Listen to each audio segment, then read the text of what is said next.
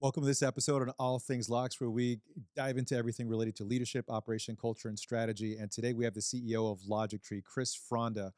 Um, really cool. I think we've known each other for a couple of years now. And when we look at what you have about Logictry, which is protecting expert intelligence from artificial intelligence and fighting for human reasoning over artificial reasoning. I think this is going to be a lot of fun. But I wanted to ask you just right off the bat, tell us a little bit about your background, but also what does that mean, protecting expert intelligence from artificial intelligence? Happy to. So yeah, I'll kind of start with that specifically. So we've seen with large language models and AI, they have trained on everyone's information. They largely then give that expertise for free. They don't really provide attribution for what expert provided that information. They don't provide compensation. They are now they have a lot of new things that they're strategies that they're incorporating to get more and more data, which will continue to decrease attribution for experts and compensation. On top of that, we're as we see, so all of this money is just flowing into these AI companies, right? And it's kind of this. I would look at it as a little bit of a dystopian race to the bottom of just giving away all of this information, for free and devaluing expertise. And at the same time, what we're seeing is so all this money is going into this artificial, reasoning, this arms race. And then we're not seeing enough going into protecting, experts, human intelligence, experts in the loop, fair compensation models for them. Uh, we're looking at AI getting smarter and making decisions and reasoning better. But what about humans?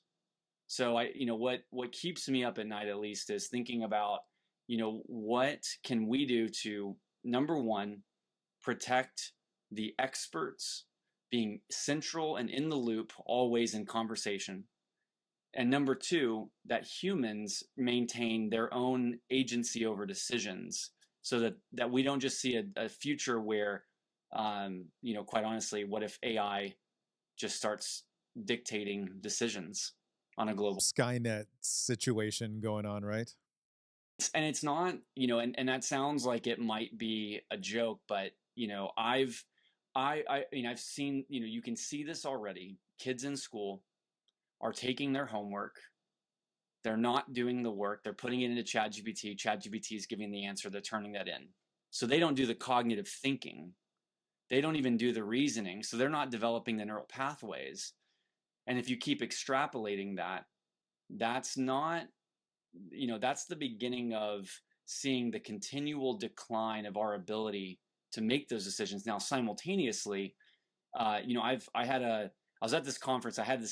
Overheard this investor talking about how, he had a lot of money and he's making decisions with his money on what to invest in, which will largely shape our future. And he was so excited he's like, I am so excited for AI because soon it will just make my investment decisions for me and I won't even have to think. And I'm sitting there thinking, what?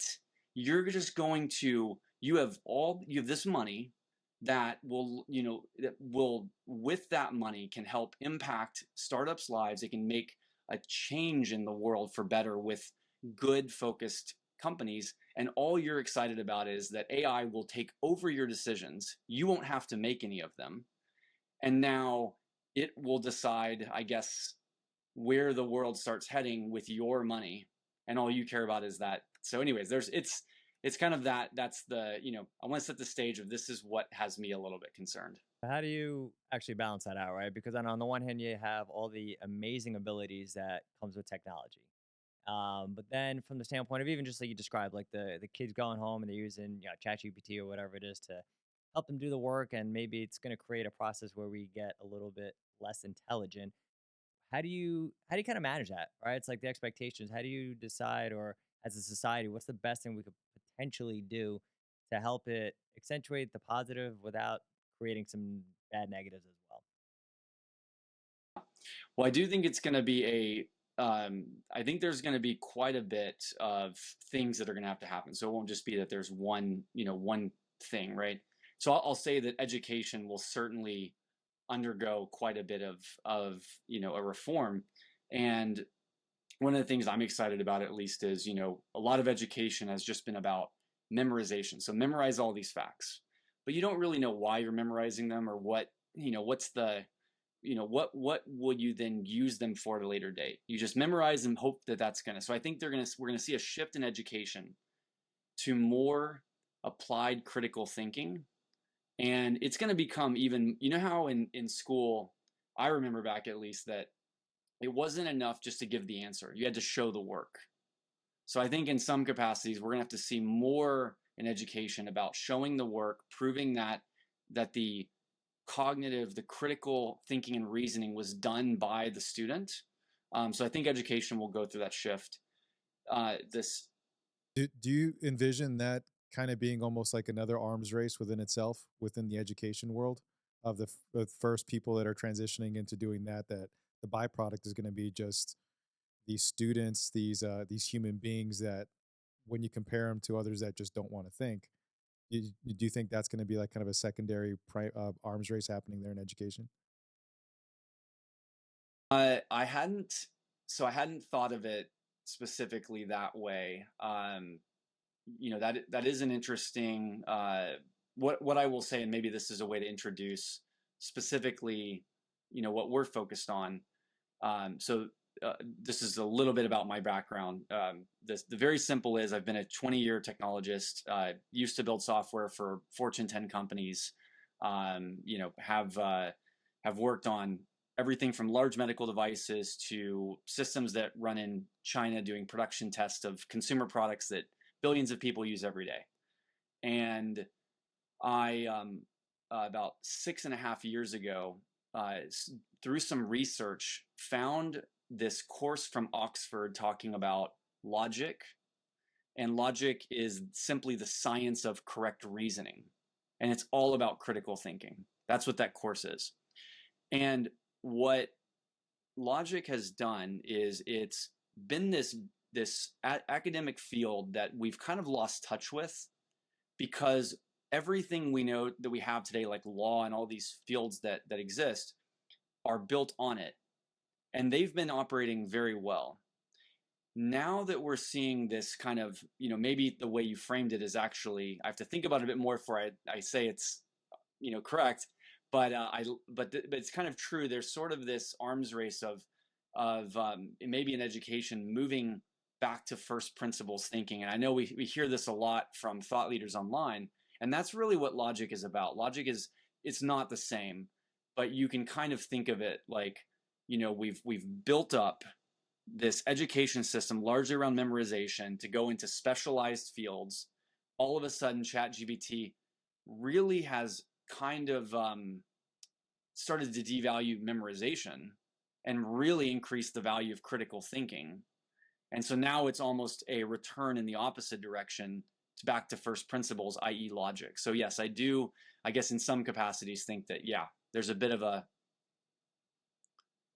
race back in that direction. I want to take a quick step because when we're using the word logic, I'd love to hear kind of your definition and how you view it, because especially when you look at even science fiction, I think of Spock, I think of like Star Trek, I think of like all these, Terminator like situations where like logic and maybe people's point of view, what logic is, but in reality, what is that kind of true definition that you go off of?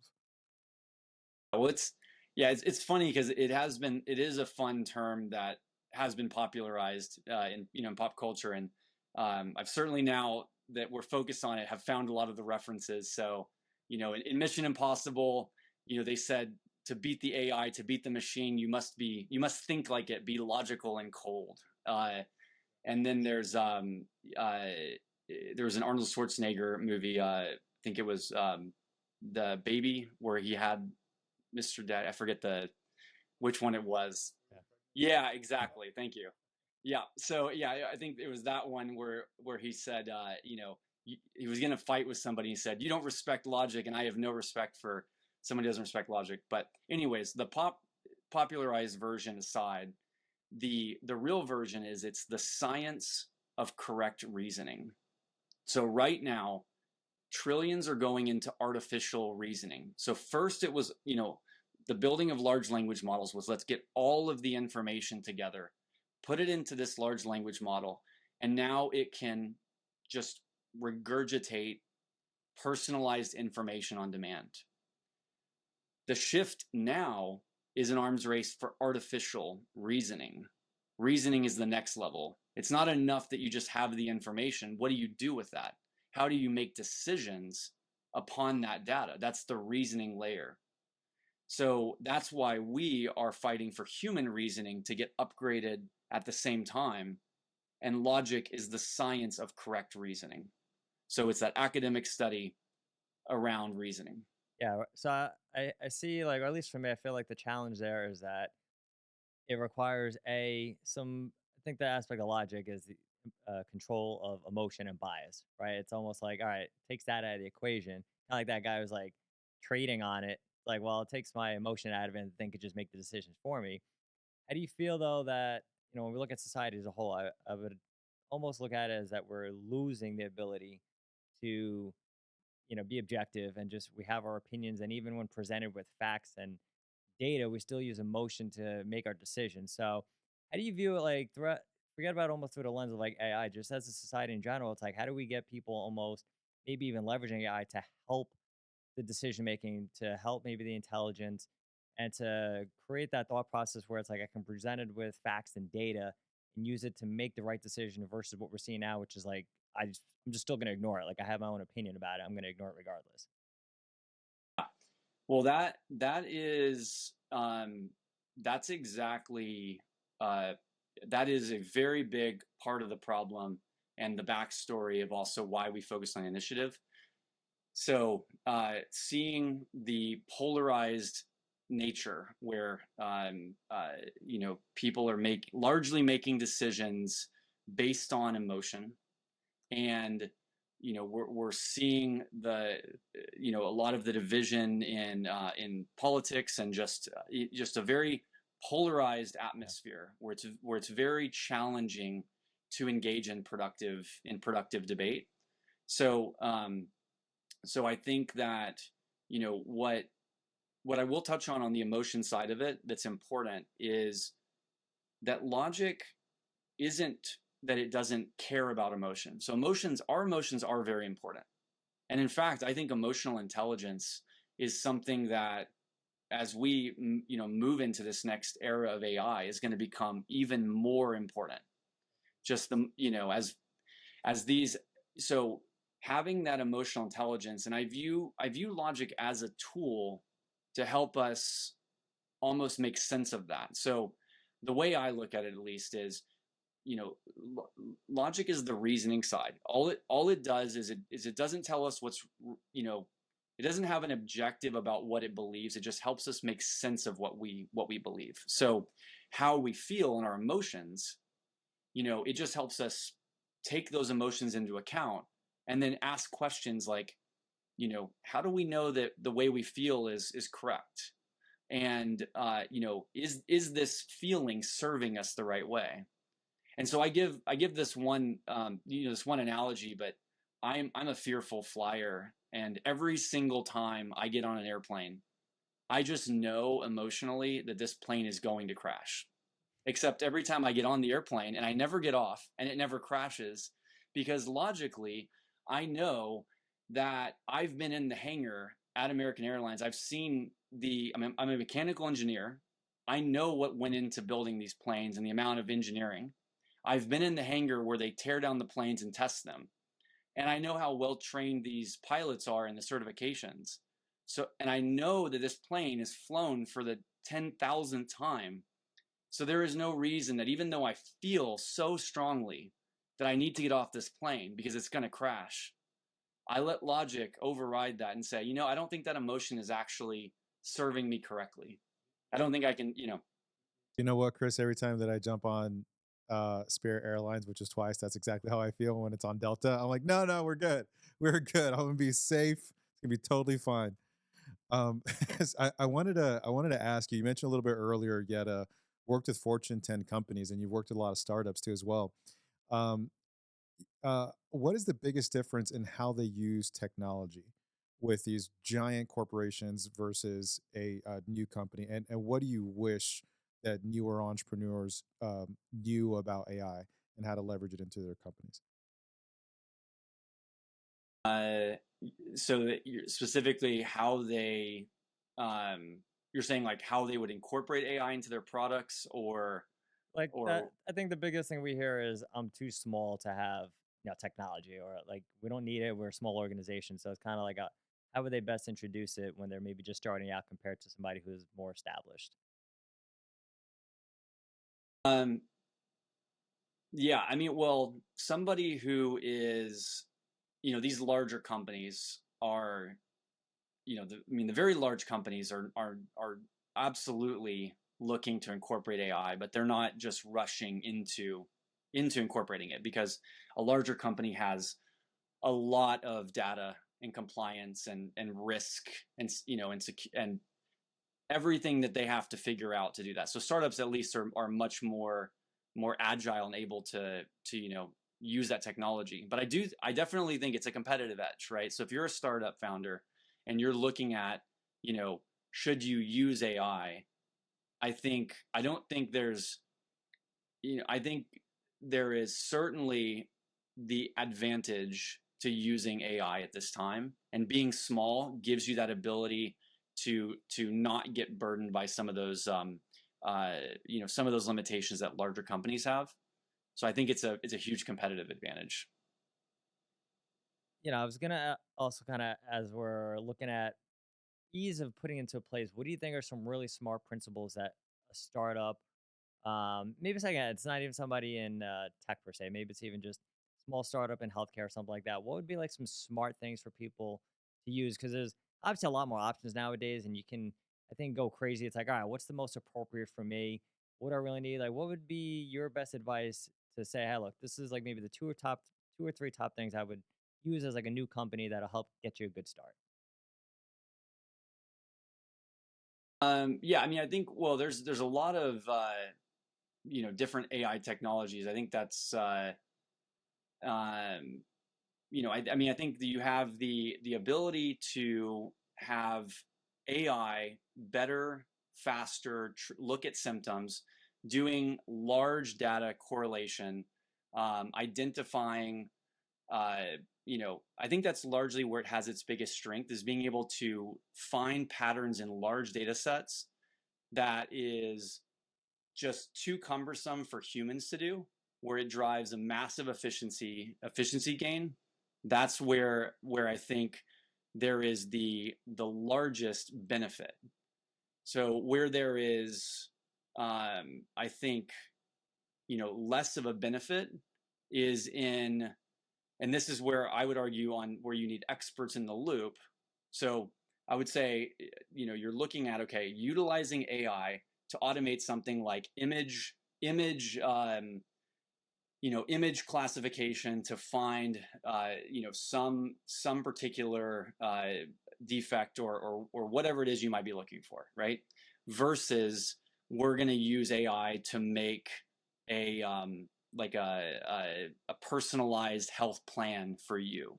So that would be the latter, is where we would be more concerned with an expert staying in the loop on the decisions around things like how you are changing your health, versus the former, which is more around the classification of diseases and other things like that. So for those larger organizations that are less nimble, but they also maybe have some stuff in place that's been there for a while now, right? Like maybe like 10, 15, 20 years. I feel like the concern for them is how do we make a transition like this without just creating chaos, right? So what are some things that maybe a larger organization, if they're like, we want to switch all this stuff out, but how do we make it as simple as possible? Some little kind of quick tips that they can do to make it easier at least.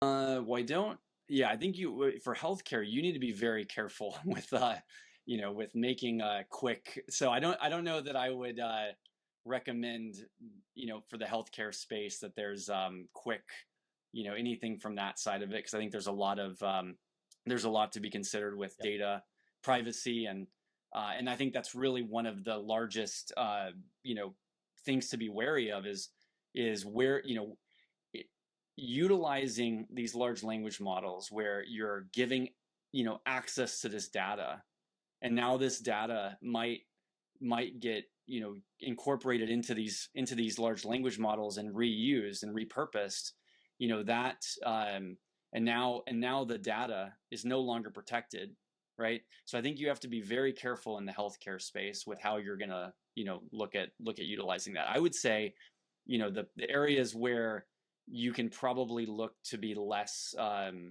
you know less concerned is maybe just on productivity and operations. Yeah. But anything to do with people data, anything HIPAA compliance, any of that patient data, I would stay far away from that, and maybe just using it for a lot of the productivity gains from an operations perspective. Gotcha. But even in that, in healthcare, I would be a bit careful on that, since a lot of this is a lot of these operations are there's compliance reason and regulatory concerns. Yeah, it's like taking a patient note and dropping it into Chat GPT. It's like, all right, that's not really HIPAA compliant there. It's like, can you analyze this note and tell me, corrections to make? But yeah, I'm like, I agree. It's definitely like, and I think that's the kind of the balancing act is like, how do we, we've talked to some people in large healthcare systems like Kaiser Permanente. It's like, it's taken forever to make these changes. But then I think that speaks to what you just talked about. It's like, A, you got all the red tape, but then B, you got a massive amount of data. And then it's balancing out. It's like, all right, what are some things that we can instill kind of sooner rather than later that would, to your point, help with our efficiency, help with our productivity, and maybe buy back some time, so to speak, for some of the providers and doctors that they can maybe now spend with patients. Yeah, it's absolutely one of the best things is the productivity game. For ChatGPT, I think that's where at least where and in fact, I believe in the App Store they're considered a productivity tool, and I say that because and this is one of the things too about why it's not a replacement for experts and expertise, is because it is really good at summarizing a specific body of text or a really defined process, but it's not good at doing what we do and thinking outside the box and challenging assumptions and expanding our knowledge. Yeah. So it's really more of that productivity gain. Yeah, I can just imagine like a medical doctor, like, what are your symptoms again? Like, let me just type it into Bard or something and see what you got going on. But no, just kidding. Anyway. I want to go macro here a little bit. So I know before you were or you are partnered with the United Nations, and I'm curious what kind of conversations are happening kind of on that global front regarding AI. There's a lot of talk about where we see with Altman, Musk, Zuckerberg. They have their opinions about AI, but that's very much it feels like there's a lens here in America about that. But I would imagine that you hear all types of different talk, kind of on a global scale. Tell us a little bit about like how other countries are viewing it, how they're utilizing it, and just maybe some takeaways that you're getting from that, and also how that partnership came about. So I'll start with, I guess, the partnership backstory is that I started Logictry by coincidence on the same day that there was a UN backed initiative called World Logic Day that was launched. And so they rolled out World Logic Day in 33 countries, and declared this day on January 14th, 2019 as a World Logic Day every year to be celebrated. And actually, part of the reason that they rolled it out was because it was a celebration of the field of logic, which is what has led to the development of artificial intelligence. So, this field of logic essentially split. You can kind of think it didn't. This isn't 100% accurate, but you can think of it like it kind of split into these two fields.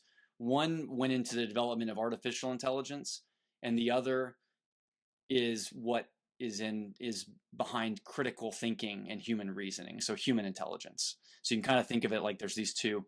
So today we're here celebrating how logic created AI, but then this day was also established to say, okay, well, we need to also remember how we got there, right?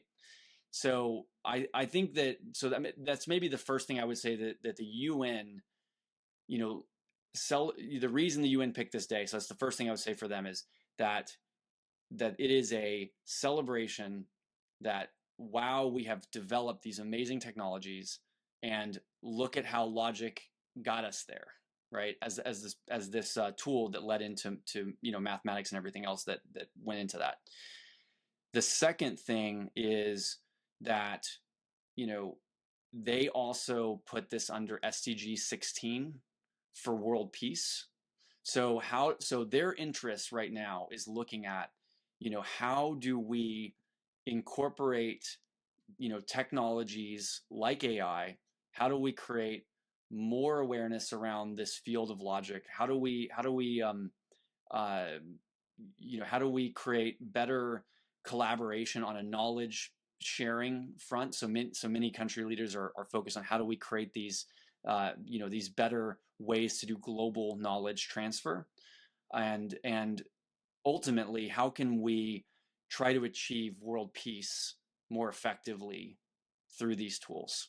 So if you just think of the UN's interest, one of them is certainly how tools like this can help fight for peace. What would you say are some of their biggest concerns regarding this, regarding just AI in general? I think it does go back to the data concern, right? So who is where is the data being stored? Who's using it? Who has access to it? Who has control over it? Is certainly the other one is obviously, and this is, this now goes into a larger conversation around bias. And I think that's a second big concern is, if people start. So again, one of the forms of AI is it's this productivity gain. But there are people who are looking at it like, oh, this is something that's now like a intelligent person. I can ask any question and I can start making decisions based on what it says. Well, when you start using it for the latter, this is where I have concerns. This is where the UN has concerns. This is where bias, starts to become a bigger issue. So I just learned, I was at the Cornell Club in New York, and they had this AI talk on AI ethics, and they were talking about how New York rolled out a rule. I think it's Rule 422, that stated that no one could automate hiring decisions unless they revealed what they were automating it with. So what was the tool that was being used to automate the hiring decisions? Because again, you can start to see that when you release these technologies like AI, and if the UN adopted them, right, then and then it offers the productivity it gains, it offers, and we as people like to go towards things that make our lives easier, right? So if that happens, and then all of a sudden you start extrapolating that job hiring in companies, job hiring and placement, in the UN or in wherever, that they start incorporating that could start to get automated by AI. Why not let the AI parse the resumes? Why not let the AI decide who's best qualified, to work there? But then the question becomes, well, then how is this AI, not biased? And who says that this is the correct, determination of the hiring process?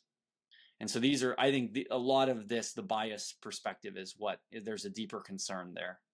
So it's so interesting because when you work with an organization, because hiring is probably one of the most expensive things. Like if you really miss the mark on an employee, man, is that costly. And it seems like when someone, as an example, they have a resume that comes in, they do a behavioral assessment tool of some type, they upload everything into like an AI to basically get them to say, is this good or bad? And you mentioned a little bit earlier in the talk how people just kind of don't want to think. You mentioned, you're kind of alluding to the path of least resistance, that we naturally just want to take the path of least resistance. And we also don't want to do things that we're on the hook. So how easy is that to be like, let me just get all these resumes, upload these fuckers into some kind of computer system, upload all their behavioral assessment tools, and then whatever it thinks it's best, hey, it wasn't me, it was the system. They tend to move. You could very well. It's like a blaming game where it's for job security, and I wonder how much of that plays into a factor. Well, I mean, it's a little bit of why, so kids now that are putting their homework into Chat GPT, why wouldn't you? I didn't like doing homework. I don't, when I was a kid, there is no part of me that said, I'm so excited to do homework, right? But, but today, right, I am thankful that I am able to think critically and apply those skills because of that work that I had to do, right? And so we just as a, humanity, I think will, there is this there is this natural tendency again to want to move towards what is easier, but what is easier is not always what is best for us, right? I mean, Yep. it's making that, facing the standing up to start a company, for example, right, which is one of the hardest things to do, right? And you're facing maybe the highest probability of failure, and you go through all that adversity because it's very rewarding. Even if you don't make a startup that's successful, you still learn a lot, and all of those skills then become highly transferable to then having a job at any other company. So there's just this, but there is that. So yeah, it's about how will AI affect it when it gets rolled out, where people that do not where people that are most susceptible to just wanting to give into doing the least amount of work possible, they will start to incorporate AI. And then it is those, what are all those negative ramifications that could happen because of that? Do you see any challenge? Like, I feel like some of the discussion nowadays too is especially is who is able to get their hands on just technology period, right? Even just like broadband internet, things like that. So, of those areas of even just the US that are rural, they're not really, especially a lot in the red states. Like, do you see any challenges with getting this kind of technology as it advances to not get so disproportional where it's like, all right, people who are in the not rural areas, a little bit maybe more wealthy, they have better access.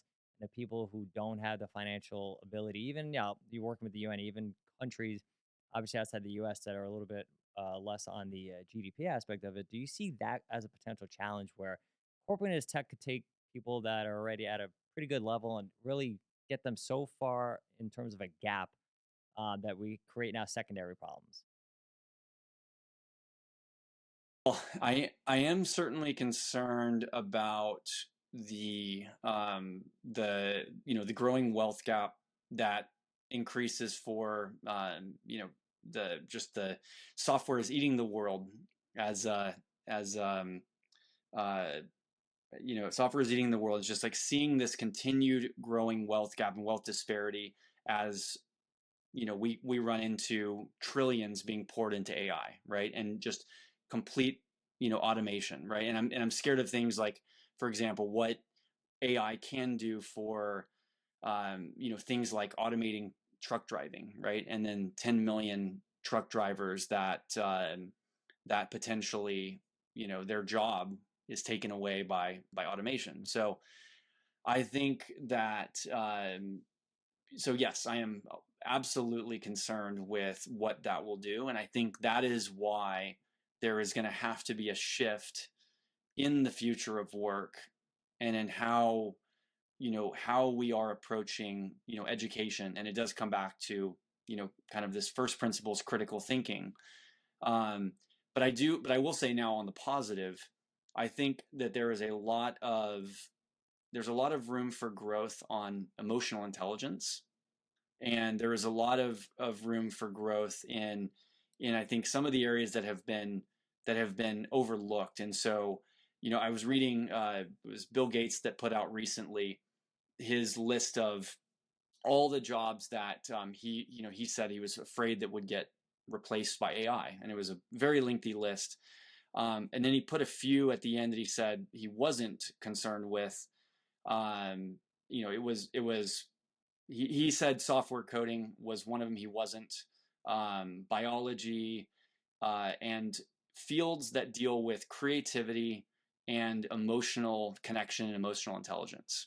And so I do think that as we see this shift, I do see some of these positives, coming out of it from that sense. So yeah, I would just say, to answer your question, my biggest concern is more of the just the massive wealth consolidation that's happening in the arms race. But it almost sounds like you do see those some opportunities too, right? It's kind of like you said, like the people that are creative, or I know one of the challenges like in healthcare with doctors is they actually have a lot of difficulty with empathy, right? So it's almost like, all right, you're kind of sound robotic. You might have some concerns, but for the person like you said who can connect with people and to really understand what's going on with somebody else's worldview, and really taking the time to learn about them, you're saying those are the people that really can start differentiating yourself. I know you mentioned emotional intelligence, right? And the aspect of creating these skills that aren't so inherent for a lot of us, that if you could do that, you could really differentiate yourself not just from artificial intelligence, but I think just from people in general. Yeah, I think it's one of the biggest reasons I think that we are the best. Um, I am bullish on humans being the best form of ethical decision making and agency over the decisions that run our world, right? And I think that part of that is us. We value the human connection, so we know that to be true, that we do value human connection.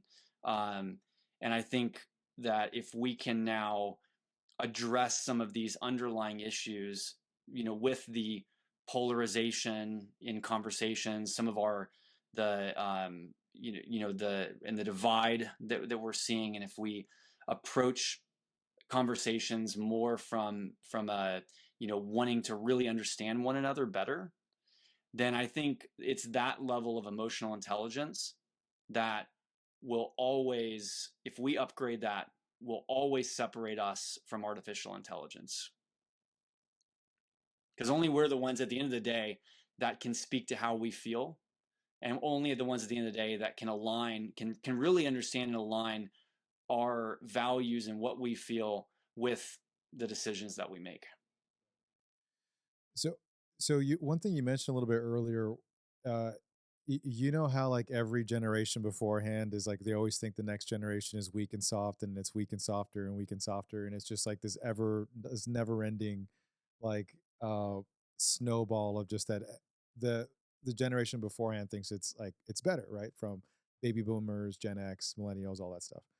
And what you described a little bit earlier was that with AI just moving along and it wants to take out what the byproduct is that people end up kind of thinking a little bit less, that critical thinking you mentioned. What kind of gaps or what kind of conflicts do you see that happening long term with kind of what you said? Like you're very grateful that you're able to have critical thinking and walk yourself through some thoughts and through these emotions, and then we have an upcoming generation where like that's going to be less and less and less. So what kind of dialogue is there out there about uh, this maybe conflict or these friction points between generations, if any? I Yeah, I yeah, there's definitely um the stigma, I guess, yeah, that we don't work as hard, we're softer. uh I don't know if I agree with it. I think it's, yeah, ex- exactly. So I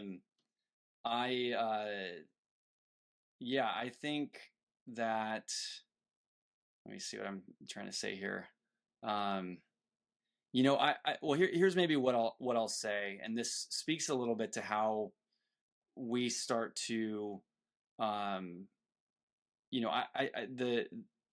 I think the underlying thing is we have to learn to ask better questions. And it is only through asking better questions of one another that we start to better understand. So when the older generation is saying, that the younger generation is softer, well, I would have questions to ask, right? What do they mean by that, right? And I would want to dive into, to the things that they're seeing. And then I would also want to challenge, why they're saying that, with some points of why I think that they're not some of the counterpoints, right? And so it really speaks to the underlying premise is that we need to be taught to ask better questions, which is not something that we, I think that we do enough of. We want to tell people what we think, or we want to tell people, that we're right and they're wrong. And what if we instead led with, so there's this thing called the principles of charity. And the principle of charity is where you engage in a debate with someone and you actually assume that you are the one that's wrong, not the other way around. So most of the time we come to debate and we assume they're wrong, I'm right, let me prove them wrong. But what if you flip it and you assume they're right and you're wrong? So now the goal is, how do you figure out why you're wrong? So, I think that it's just, looking at this debate between younger and older generation as just one example where the older generation might be telling the younger generation, I don't understand what you're doing and you're wrong, this is why. And maybe if they started asking better questions, they could start to, to understand better why they do what they do and why the differences. Yeah. So, talk about sometimes it's a little bit of a tall order when. So I'm going into a debate. It could be a charged debate. It could be about politics. It could be about sports. It could be about the Eagles, whatever it is. And then, wait, let me take a step back. And then I'm wrong. They're right. Talk about quieting of the ego and humbling yourself. What, and what I kind of wanted to ask you, with that in mind is, when we're asking the right questions, teaching people how to ask the right questions, how much of it is on the other side of that too? Is like not just asking the questions, but also what you're talking about is very much about mindset. Yeah, well, it's so there is. Have you ever heard of straw manning? Straw manning debates when someone straw mans, right? And I've seen debates where they make an honest attempt on both debater so they open the debate and they say, okay, debater number one, I want you to tell the audience not why debater number two is wrong, but actually why they're right. I want you to argue their point for them. And then I want, after you're done, them to tell the audience if you did a good job at making their own argument, right? So you argue on their behalf, and then they make the other debater do the same. And so it's things like that if you so it is a mindset shift. So on one part, it's our own mindset shift, right? That I like, if you say to yourself, instead of me wanting to be right, what if I just wanted to get to what is right? Right. And so, like, I know I feel right, I know I feel that way, but maybe there's something I'm missing, right? And so let me put my ego aside and say, wait a second, what is right? And then if you take that step back and now maybe you even go a step further and you say, I'm going to just assume that they're right and I'm wrong. Let me just really understand them. And so it is, I think, through that mindset shift with the individuals that we can all practice every single day is one part.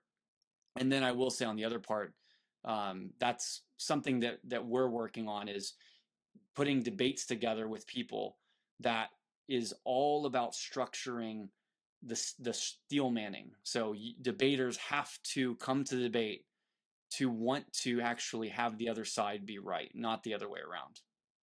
How much does a cognitive dissonance kind of play into that? Where like someone is, so committed to this particular belief system or this particular thing that any variance outside of that is like they start to freak out, and even placing themselves in that position of kind of flipping that coin like in a debate, as you say, because that feels like that's kind of one of the biggest things that even Dan and I run into with even business owners, where it's like sometimes they just have this like my way or the highway, type of mentality. Anything outside of this norm is evil or it's bad. And it's almost like a skill set where you have to continually practice this so that you can have those healthy debates. And I feel like sometimes that's a big blockage, is actually just cognitive dissonance. Yeah, and it is, and there's corollary to, to logical fallacies, right? So, that as an example, there's a logical fallacy, the sunk cost fallacy, right? And this is something that applies to startups.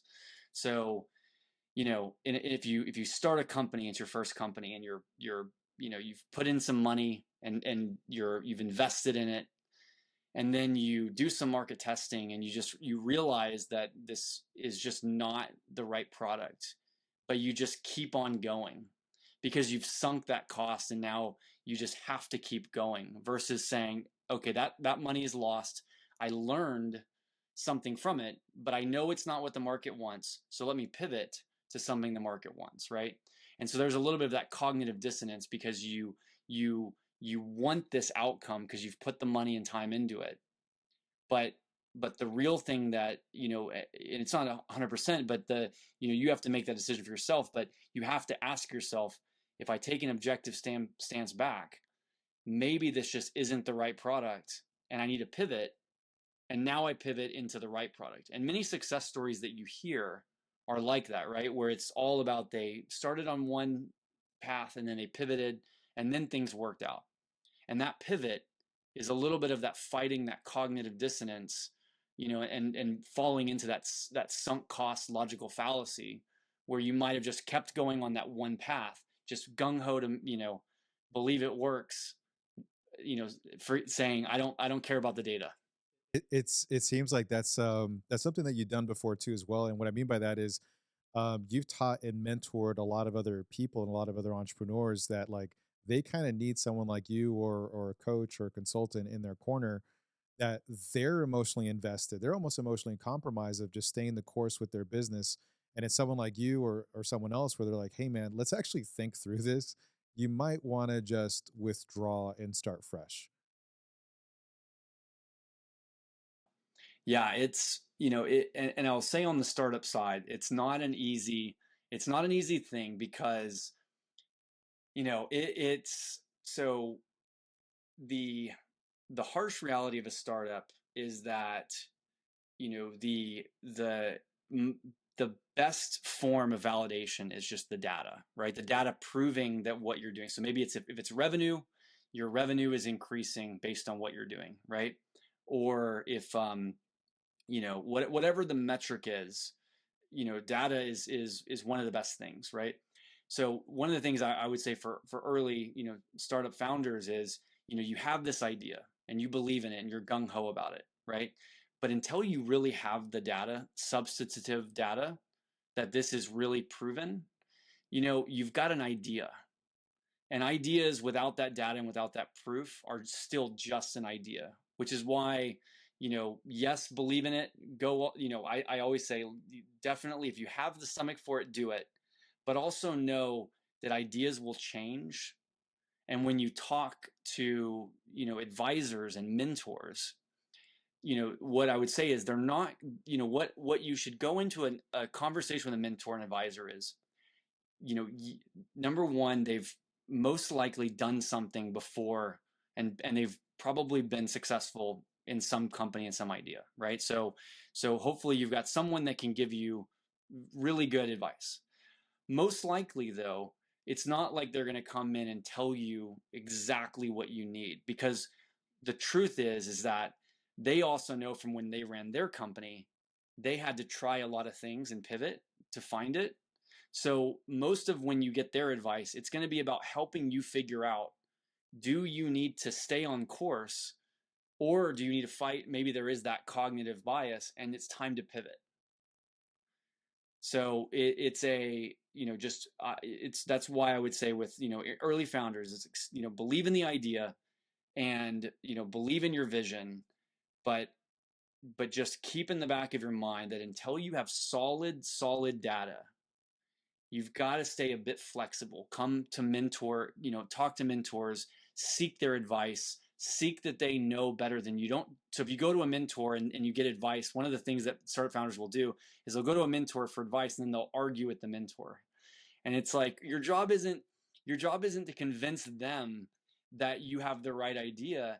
Your job is to get their advice so that you can figure out the right idea and that ultimately you can get the data you need that proves that you have the right idea. So it kind of goes back to that same, come to those conversations ready to learn, ask good questions, facilitate them asking good questions, and put the ego aside. Be strong about your idea, but put the ego aside. Mm. Super good, man. I'm really curious to know where your thoughts are. You talked about productivity and how organizations can use, some real simple things to improve their productivity. But I feel like a lot of the conversations now we see in business are, kind of like to Antonio's point about the previous generations. It's like you're only working hard if you're working like 45, 50 hours a week, or I'm paying you for 40 hours. But now you have younger employees who are saying, well, I can get the job done in 30.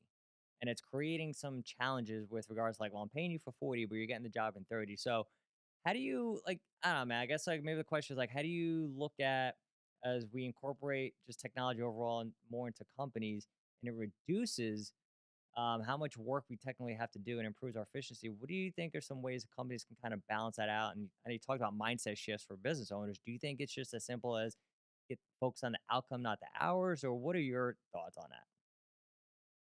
That's that's not an easy question. that?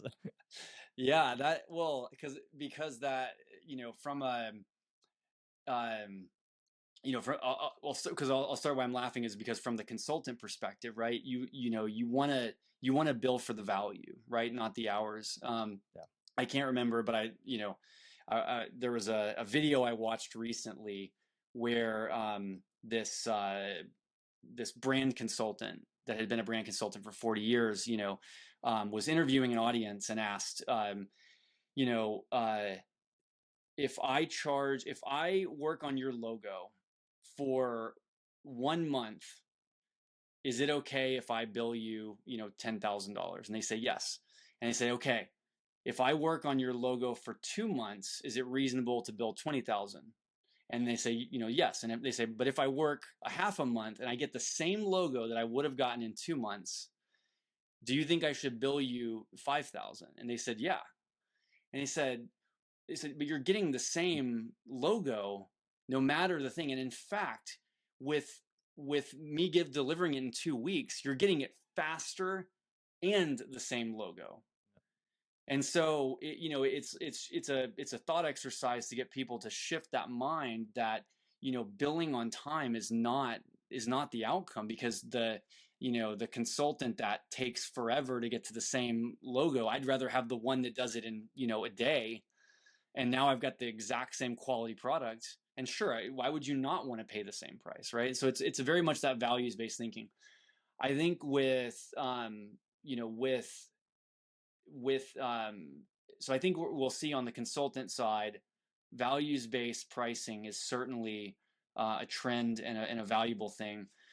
I think that it's tough on the employee side. I don't know. I think that I mean, I can share that, at least within our organization, I very much do not look at time. I do look at project outcomes and objectives, right? So I look at, for anyone we're working at, doesn't matter, consultant or an employee, stick to what are the outcomes we're trying to get to, and how much time went into it. That matters less to me than what did we plan on, did we hit those milestones and objectives, and I really try to keep that as a North Star. So I think we will start to see businesses shifting in that a bit, to focus more on just try to get those really nailed. What are the outcomes and objectives and timeline, and how do you measure for that? And it also will let you integrate consultants, I think, a bit more easily as well, because now you're matching employees and consultants on the outcomes and those objectives. I actually really like that. That's a big thing that Dan and I do is exactly that. It's way easier on the organization, and it teaches employees to kind of look at the mission and vision a little bit more so, versus like that's not in my job description, and just making sure there's like smarter guardrails, and productivity goes way higher and people actually just far more content. It feels like so.